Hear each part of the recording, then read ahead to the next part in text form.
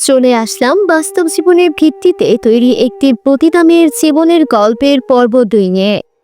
সারা পল্লীতে আহমেদকে আমার নাগর বলতো, আর আমাকে সবাই বলতো ওরা বসন্তের কোকিল, আসবে যাবে, ওদের ভালোবাসতে নেই। আমি ওদের কথায় কান দিতাম না। আহমেদ আমাকে ইসলাম সম্পর্কে বলতো, আমাকে অনেক দোয়াও শিখিয়েছিল, নামাজও। 1 বছর বাদে আমি হঠাৎ অনুভব করলাম আমি গর্ভবতী। আর হ্যাঁ, বলে রাখি, এই 1 বছর আহমেদ ছাড়া আমি কোনো পুরুষের সাথে থাকিনি। এভাবে 1টা বছর কাটলো। যা লাগতো সব আহমেদ দিত। আহমেদ কিন্তু আমাকে এখান থেকে বাইরে নিতে চেয়েছিল, কিন্তু পল্লীর সর্দার আর মানুষরা দেয়নি। আমি গর্ভবতী হতে আহমেদকে বললাম। আহমেদ অনেক খুশি, সে আমার অনেক যত্ন নিত। আসলে 3 দিন বা 4 দিন ও থেকে যেত, অনেক খাবার আনতো, এমনি বাহির থেকে ওষুধ আনতো। এভাবে আমার 7 মাস কাটে। একদিন এসে আমাকে বলল ও একটু ঝামেলায় আছে, 1 সপ্তাহের মতো আসবে। আমি বললাম ঠিক আছে। এর মধ্যে আমি কিছু টাকাও জমিয়েছি। 1 সপ্তাহ কাটলো, আহমেদ আসলো না। অনেক বোঝালো আসবে, কিন্তু দিন যায় মাস যায়, সে আসে না। আমার 9 মাস শেষের দিকে। আমি তাকে খুব মিস করছিলাম আর সন্তানের কথা ভাবছিলাম। অনেকে তো রীতিমতো বকাবকি করলো, কেন বাচ্চা নিলাম, সে আর আসবে না। আমি মনে মনে রবের কাছে একটা ছেলে চাইতাম, কারণ ছেলে হলে এই জীবন সে পাবে না, পতিতা হতে হবে না। কিন্তু মেয়ে হলে জীবনটা আমার মতোই হবে। এক রাতে আমার খুব ব্যথা উঠলো। আমি নরনালে মেয়ের মা হলাম। মেয়ে হওয়াতে আমি একটু দুঃখ পেলাম, কারণ জীবনটা আমার মতো হোক সেটা আমি চাই না, কারণ আমি মা। আহমেদ ততদিনেও আসলো না। আমি আর আমার মেয়ে জমানো টাকা ভেঙে খেতে লাগলাম, কারণ মেয়ে বুকের দুধ খায়। জমানো টাকাও ফুরিয়ে আসতে লাগলো। অবশ্যই খদ্দের জায়গা দিতে হলো। আমার মেয়ের বয়স 1 বছর হয়ে যায়। আহমেদ তাও আসে না, কিন্তু আমি তার অপেক্ষায় থাকি আর মেয়ে ভবিষ্যৎ নিয়ে চিন্তায় থাকি। দেখতে দেখতে কয়েক বছর কেটে গেল। আমার মেয়ের বয়স এখন 5, কিন্তু আহমেদ আজও এলো না। যখন খদ্দের আসে আমি আমার মেয়েকে লুকিয়ে রাখি। আমি এখন আল্লাহর কাছে একটাই প্রার্থনা করি, কিভাবে আমি আমার মেয়েকে এখান থেকে বের করব। কারণ তাকে বের করা আমার জীবনের একটা লক্ষ্য। কারণ আমি তাকে এই জীবন দিতে চাই না, পতিতা বানাতে চাই না। আচ্ছা, জীবন কি আমাকে সুযোগ দেবে? আমার মেয়েটা প্রায় সময় বলে, আচ্ছা আমার বাবা কোথায়? কিন্তু আমি উত্তর দিতে পারি না। আহমেদের আশা আমি ছেড়ে দিয়েছি, কারণ তারা এমনই, বসন্তের কোকিল তারা। এই জীবনে হয়তো আহমেদের সাথে দেখা হবে না। আমার মেয়েটা দিন দিন বড় হতে লাগলো। খদ্দেরদের চোখে পড়ে, লুকিয়ে কতক্ষণ রাখা যায়। আমার শরীরটা ইদানিং ভালো যাচ্ছে না, কেমন যেন লাগে, অসুস্থ হয়ে যাচ্ছি। আমাদের পল্লীতে এমনই হয়, 30-এর কাছাকাছি বয়স হয়ে গেলে সবাই অসুস্থ হয়ে মারা যায়, কারণ শরীর আর কত সইবে। আমরা তো জাহান্নামে, আমাদের এই দুনিয়ায়ও জায়গা নেই, আবার ওই দুনিয়াতেও নেই। আমার মেয়ের বয়স 8 বছর। আমার এখন মনে হয় আর বাঁচবো না আমি, মৃত্যু আমায় ডাকছে এখন। কিন্তু মেয়ের চিন্তায় জীবন শেষ। এখন আর খদ্দের আনতে পারি না, মাসের মধ্যে একদিনও পারি না। অসুস্থ হয়ে যাই, কারণ অল্প বয়সে মোটা আর বড় হওয়ার ওষুধ খেয়েছি। এখন তার প্রভাব শরীরে পড়ছে। অনেকে বলেছে মেয়েকে কাজে লাগিয়ে নামিয়ে দিতে, কিন্তু জীবন থাকতে এটা কখনো করব না আমি। আল্লাহকে সব সময় রাখি। হঠাৎ এক সন্ধ্যায় এক লোক আসে। আমি অসুস্থ হয়ে শুয়ে আছি। আমাকে আমার মেয়ে বলছে, মা কে যেন আসছে। আমি বলি, কে আসছে? মা, আমি চিনি না। তখন ভেতরে ঢুকে আমি পাশ ফিরে দেখি এ আর কেউ না, আহমেদ। আজ এত বছর পরে আমাকে সে জড়িয়ে ধরে আর বলে, আমার মাফ করে দিও, সেদিন আমি একটা ঝামেলায় পড়ে যাই, তারপর বাবা মা আমাকে রাশিয়া পাঠায় দেয়। আজ 8 বছর পর দেশে এসে তোমার কাছে এসেছি। আমি তাকে জড়িয়ে ধরলাম আর বললাম, আল্লাহ আমার কথা শুনেছে। আমার মেয়েকে কাছে নিয়ে বললাম, এটা আমার মেয়ে, নাম জান্নাত। তুমি বলেছিলে লে হলে জান্নাত রাখতে, আমি রেখেছি। তখন সে আমার মেয়েকে জড়িয়ে ধরে আর বলে, আমার মেয়ে তুমি। সেদিন রাতে সে আমাদের সাথে থাকে, টানা 4 দিন থাকে।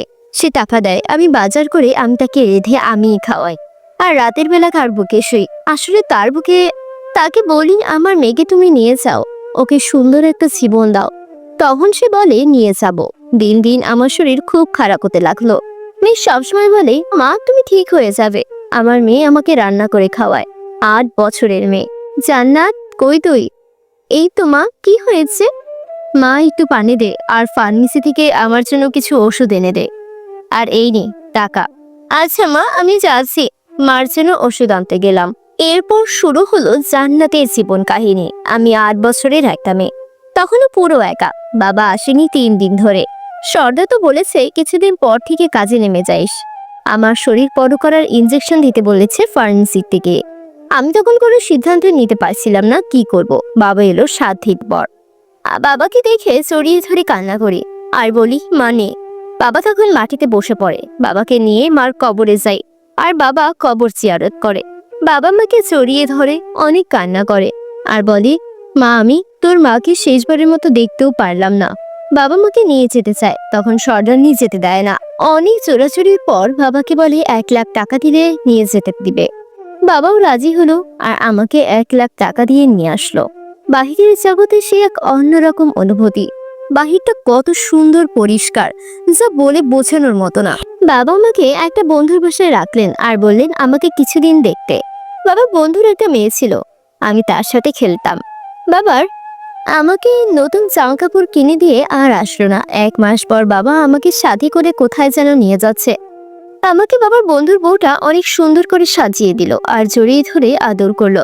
তারপর গাড়িতে করে কোথায় যেন গেলাম। ওখানে গিয়ে দেখি কাউকে বড় বড় পাখির মতো নানা। বাবাকে জিজ্ঞেস করলাম, বাবা এটা কি? তখন বাবা বলল, এটা বিমান, এটা করে আমরা উড়বো। উড়ে উড়ে আমরা অন্য দেশে যাব, রাশিয়া যাব। আমি অনেক খুশি। তারপর বিমানে চেপে অন্য দেশে এলাম।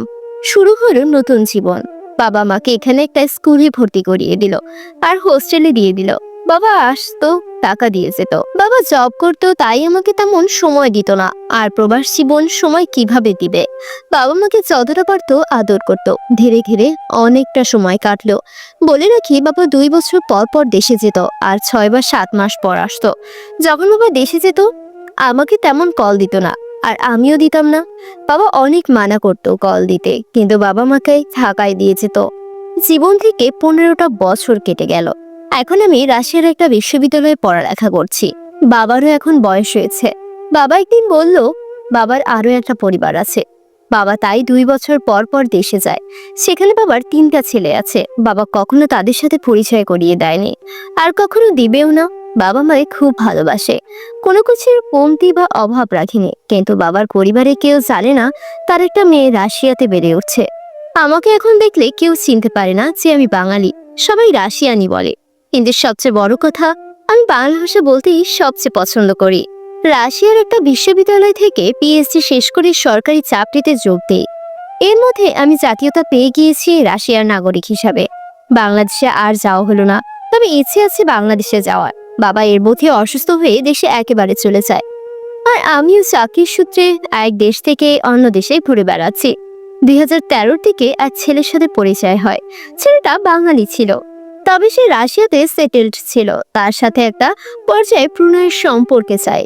বিষয়টা বাবাকে শেয়ার করি আর তাকে আমি আমার কালো অতীত বলি। তারপর 2014-তে আমার বিয়ে হয়। বিয়েটা বাবাই আমাকে দেয়।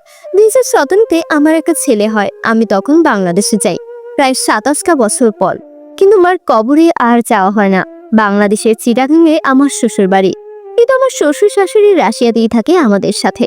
সত্যি বলতে আমার বর আমায় অনেক ভালোবাসে, সে আমাকে মন দিয়ে বোঝে।